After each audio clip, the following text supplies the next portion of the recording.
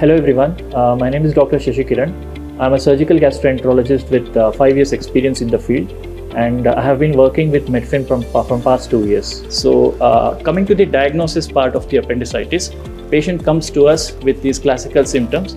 So we take symptoms in the patients, then we elicit some signs in the patient. So we examine the patient clinically. So clinically speaking, the patient will have an increased pulse rate, and there will be severe pain whenever we try to touch the right lower abdominal region. If we try to palpate the appendix, the patient will be having severe pain because the inflamed appendix is sitting just below that part of the body. So whenever we try to palpate it, we get a severe pain. So symptoms combined with these classical signs, we can make a diagnosis of appendicitis.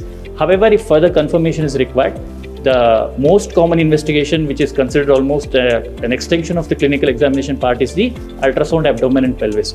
So we get an ultrasound abdomen and pelvis, and we can 90 to 95% of the times make a diagnosis of appendicitis. However, in some conditions wherein the diagnosis is still doubtful, especially in elderly patients.